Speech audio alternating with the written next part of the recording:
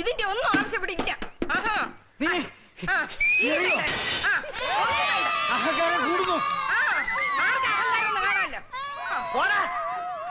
നിനക്ക് തൃപ്തിയായോ? ഇത്ര ആളുകളെ ഇവിടെ വിളിച്ചുകൊണ്ട് കഴിഞ്ഞപ്പോ നിനക്ക് തൃപ്തിയായോ? ഇതിനെല്ലാം കാരണം നിങ്ങൾ ഒരുത്തനാ. ഞാൻ ഇനി എറിയോ? ഇനി എറിയോ? എന്താണ് ഇവിടെ എക്സിബിഷൻ കാണുന്നത്? ഇങ്ങോട്ട് പറയാ ഇറങ്ങണതാണ്. എടാ താഴെ ഇറങ്ങാൻ പോരടാ.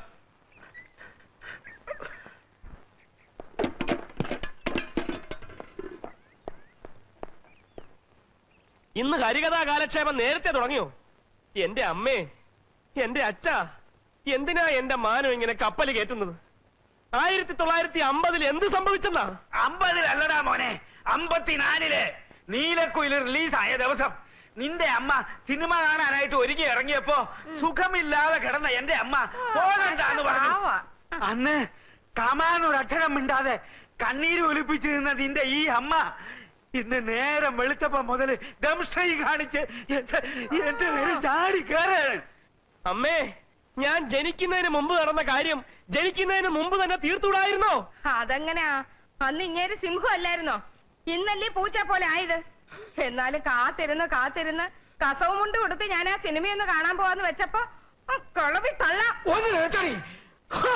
എന്നാ ഞാൻ ഓടിക്കും. എന്നാ പിന്നെ ഞാൻ മാത്രമായിട്ടെന്നാ വെറുതെ ഇരിക്കുന്നത്? വേണ്ടടോ, നെഞ്ചു കലങ്ങി പോവും. വേണ്ട. വനജാദേവി 19 വയസ്സ്, കാർത്തിക നക്ഷത്രം, പെണ്ണ് കൊള്ളാം. ഇതാ നോക്ക്. അടുത്തത് കോമളവല്ലി, അത്തം നക്ഷത്രം, 5 അടി 3 ഇഞ്ച് പൊക്കം. എന്റെ പൊന്നറ്റ, എനിക്കിപ്പൊ കല്യാണം വേണ്ട. എനിക്കല്ല നിർബന്ധം, നിന്റെ അമ്മയ്ക്കാ. അവൾ ഇന്നലെ ഒരു സ്വപ്നം കണ്ടു, നീ ഒരു പെൺകുട്ടിയുമായിട്ട് സഹകരണത്തിലാണെന്ന്. അതേ മകനെ, അമ്മ സ്വപ്നം കണ്ടു. അമ്മയ്ക്ക് സ്വപ്നം കാണാൻ ഒരുപാട് സമയമുണ്ട്. ഇവിടെ മനുഷ്യന് നിന്ന് ഇരിയാ സമയമില്ല. അപ്പോഴാ സഹകരണം. എന്നാ നീ അവക്കൊരു വാക്ക് കൊടുക്ക. എന്നെ ഇരുത്തി പൊറപ്പിക്കുന്നില്ല. എന്ത് വാക്ക്? നീ എന്ന് കല്യാണം കഴിക്കുന്നോ ആ പെൺകുട്ടിയെ ഞങ്ങള് തീരുമാനിക്കും. എന്താണ് എനിക്ക് സമ്മതിക്കാൻ ഒരു വിഷമം? സമ്മതിക്കാൻ വിഷമമോ? ഇല്ലാതെങ്ങാനും നീ ചിന്തിച്ചാലുണ്ടല്ലോ ഞാൻ ചത്തുകളയും. ഞാനും ചത്തുകളയും. മണ്ടയ്ക്കാട്ട് ഭഗവതിയാണ് പറയുന്നത്, ഞങ്ങള് തീരുമാനിക്കുന്ന പെൺകുട്ടിയെ നീ വിവാഹം കഴിച്ചില്ലെങ്കിൽ മകനെ നീ നട്ടം തിരിയും. നീ നട്ടം തിരിയും. ആഹാ, എവിടെ നിന്ന് കിട്ടിയ ഈ വേഷം? ഏതായാലും സംഭവം കലക്കിയിട്ടുണ്ട്. പേഷ്കാരായിരുന്നു എന്റെ ഗ്രേറ്റ് ഗ്രാൻഡ് ഫാദർ നാരായണയ്യർ. അദ്ദേഹത്തിന്റെ വേഷമാണ്. സ്റ്റഡി നിക്ക്. പേഷ്കാരുടെ വേഷം ഇട്ടാ പിന്നെ അയ്യർക്ക് ചിരി വരത്തില്ലേ? ക്യാമറയുടെ മുമ്പിൽ ചിരിക്കാൻ അല്ലേലും ഇത്തിരി ബുദ്ധിമുട്ടാണ്. ശരി, ഞങ്ങള് വാടക കുടിശ്ശിക തരാൻ പോകുന്നു എന്ന് വിചാരിക്കും. എന്നാ തന്നു എന്ന് വിചാരിക്കും. ഇത് തന്നെ തരം എടുത്തോ. ഇനി നമുക്ക് കേൾക്കാം. വാ, ഓമനക്കുട്ടൻ അവിടെ വിളിക്കേ. ഓമനക്കുട്ടാ. ദാ വരുന്നു. വന്നേ. വാ.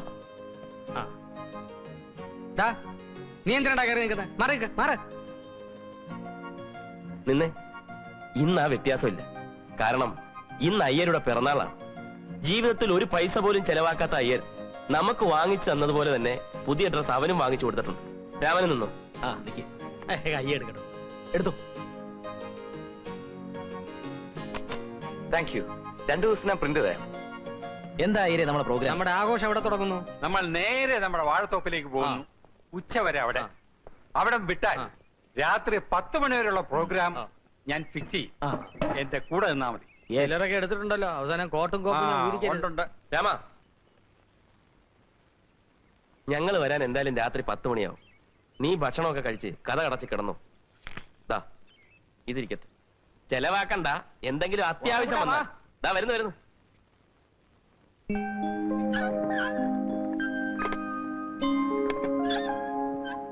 ഓമനക്കുട്ട പ്ലീസ് പറയുന്ന. നീ എന്തെല്ലാം കാര്യങ്ങൾ എന്നോട് പറഞ്ഞിട്ടുണ്ട്. ഞാൻ ഇതുവരെ അതൊക്കെ ആരോടെങ്കിലും പറഞ്ഞിട്ടുണ്ടോ? ഇത് പക്ഷെ അങ്ങനല്ല. ഓമനക്കുട്ട, നീ എന്നോടല്ലേ പറയുന്ന? ആരോടും പറയില്ലെന്ന് സത്യം ചെയ്. ആരോടും പറയില്ല, സത്യം പറ. അയ്യരുടെ ബർത്ത്ഡേ കൊണ്ടാടാൻ പയ്യനെ വീട്ടിലാക്കിയിട്ട് ഞങ്ങൾ വാഴത്തോപ്പിലേക്ക് പോയി. രാത്രി 10 മണി കഴിഞ്ഞ് മടങ്ങി വരാനായിരുന്നു ആദ്യത്തെ പ്ലാൻ. വാഴത്തോപ്പിൽ തകർത്തോണ്ടിരുന്നപ്പോഴാ നമ്മുടെ MD ഓപ്പറേഷന്റെ കാര്യം ഞാൻ ഓർത്തത്. അവരോട് കൊണ്ടാടിക്കൊള്ളാൻ പറഞ്ഞിട്ട് കൃത്യം 5 മണിക്ക് ഞാൻ വീട്ടിൽ തിരിച്ചെത്തി.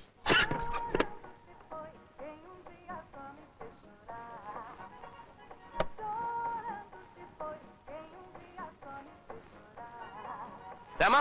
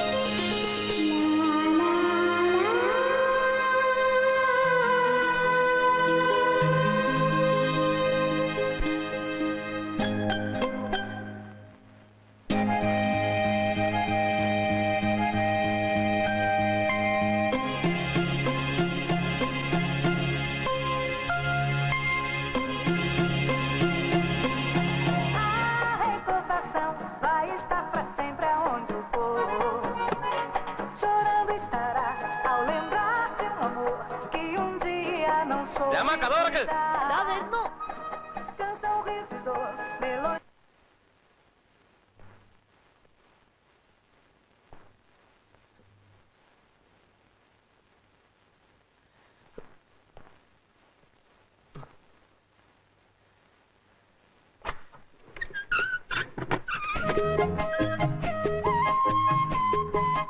ചേട്ടൻ രാത്രി 10 മണിക്കേ വരുമെന്ന് പറഞ്ഞിട്ട് ദേ ചേട്ടൻ നല്ല വേർക്കുന്നു.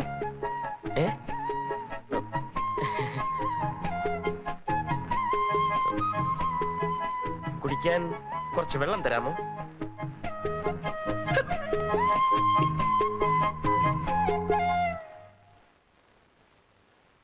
നീ ബാക്കി നടന്ന കാര്യങ്ങളൂടെ പറ. അയ്യര് സംഘം ആഘോഷം കഴിഞ്ഞ് തിരിച്ചു വരുന്നതിന് മുമ്പ് ഞാൻ അറിഞ്ഞ കാര്യം അവളെ ധരിപ്പിക്കണമെന്ന് എനിക്ക് ഒരേ ടെൻഷൻ. പക്ഷെ ഒരു കാരണം ഒത്തു കിട്ടണ്ടേ? ഒടുവിൽ ഒത്തു കിട്ടി.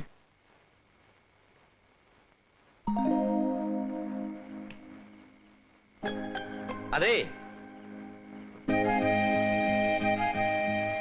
പിന്നെ ലൈറ്റ് പോയി. ഒരു വിളക്ക് കിട്ടിയാൽ കൊള്ളാമായിരുന്നു. ആ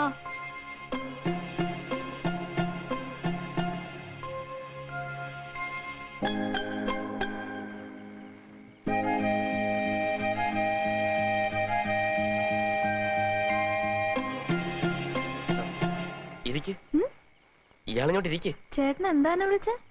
ഇയാളെന്നോ? ചേട്ടൻ അങ്ങനല്ലല്ലോ എന്നെ വിളിക്കാറ്. ഇരിക്കടോ.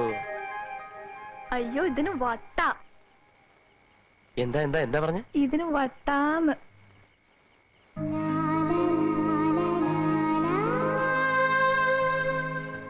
അയ്യോ, എനിക്ക് പേടി എങ്ങനെ ഇരിക്കാൻ. പിശാടി ചേട്ടൻ അങ്ങനെ വന്ന എന്നെ വെച്ചേക്കല്ല. അയാളോട് പോകാൻ പറ. ചേട്ടനല്ലേ പറഞ്ഞ എല്ലാരും ഒരുപോലെ സ്നേഹിക്കണം, അനുസരിക്കണം എന്നൊക്കെ? അത് അന്ന് പറഞ്ഞല്ലേ. ഇനി മുതൽ ഞാൻ പറയുന്നത് മാത്രം കേട്ടാ മതി. എന്ന് മാത്രമല്ല, അവന്മാരെ അത്ര അടുപ്പിക്കുകയും വേണ്ട. എല്ലാ ആവശ്യവും എന്നോട് പറഞ്ഞാ മതി. ഞാനല്ലേ ഇയാളെ ഇവിടെ കൊണ്ടുവന്നു. അയ്യോ, പാല്.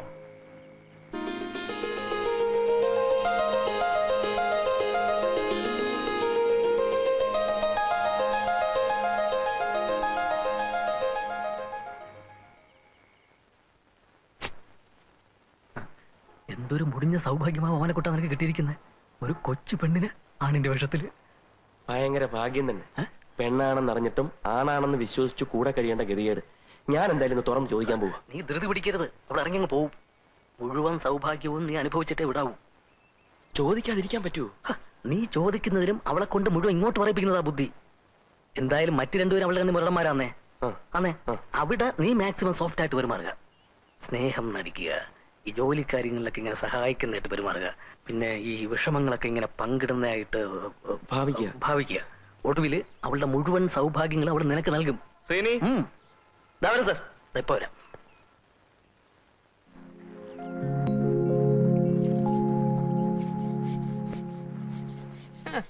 പോളിയസ്റ്റർ ഷർട്ട് ഇട്ടോണ്ടേ കുളിമുറി തേച്ച് എഴുതത്തുള്ളൂ. നിന്റെയൊക്കെ നിലവാരം അതായി പോയല്ലോടാ. ചേട്ടൻ എന്താ നഷ്ടം? ഞാൻ പണി ചെയ്താ പോരെ? ആ, നീ പണി ചെയ്യുന്നുണ്ട്.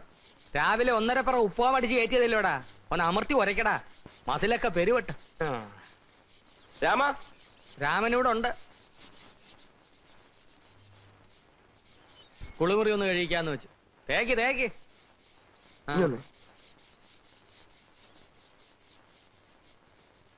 മര്യാദ വേണോടും. ഒരു പെണ്ണിനെ കൊണ്ട് പെണ്ണോ? ഒരു പെണ്ണ് ചെയ്യേണ്ട കാര്യങ്ങൾ ആ പയ്യനെ കൊണ്ട് ചെയ്യിപ്പിക്കാന്ന് വെച്ചാൽ, എടോ കാവ്യ എടുത്തോണ്ട് മാത്രമായില്ല, താനൊരു ചെറ്റയാ. അല്ല, അവനെ കൊണ്ട് പണി എടുപ്പിച്ചു വെച്ച് നിനക്കെന്താ ബുദ്ധിമുട്ട്? പോളിസ്റ്റർ ഇട്ടാലോ വേലക്കാരനാടാ. ഞാനും വേലക്കാരനാ.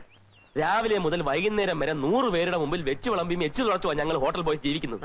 അതുകൊണ്ട് അവന്റെ പ്രയാസം എനിക്ക് മനസ്സിലാവും. മേലനങ്ങാത്ത തനിക്ക് എന്റെ വിഷമം അറിയില്ല.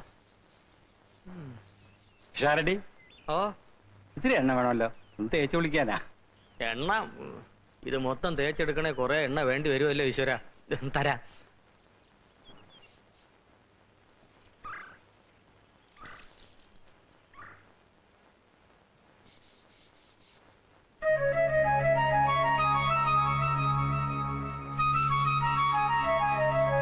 എനിക്കൊരാളെ ഒറ്റക്കിട്ട് ഇങ്ങനെ പണിയെടുപ്പിക്കുന്ന കണ്ടോണ്ടിരിക്കാൻ ബുദ്ധിമുട്ടാ.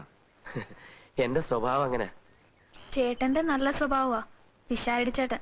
നോക്കിക്കോ, അനുഭവിച്ചോളൂ.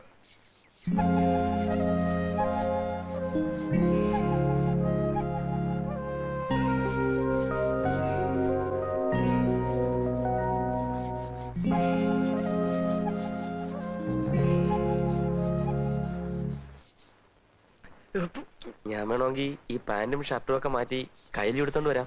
ജോലി ചെയ്യാൻ എളുപ്പം ഉണ്ടായേനെ. വേണ്ട ഏട്ടാ, ഞാൻ ഒറ്റയ്ക്ക് ചെയ്തോളാം. അവനെക്കൂട്ടാ, എക്സ്ക്യൂസ് മീ, ഒരു നിമിഷം.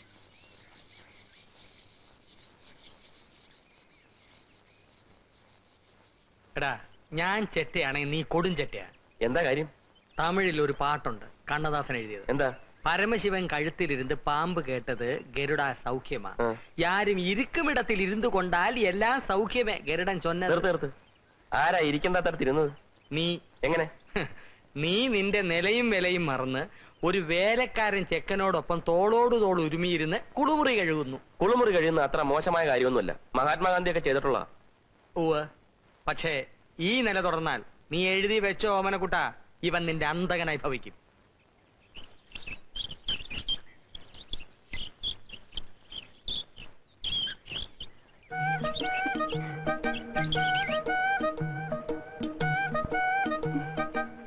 വേണ്ട, ഞാൻ കോരിക്കോളാം.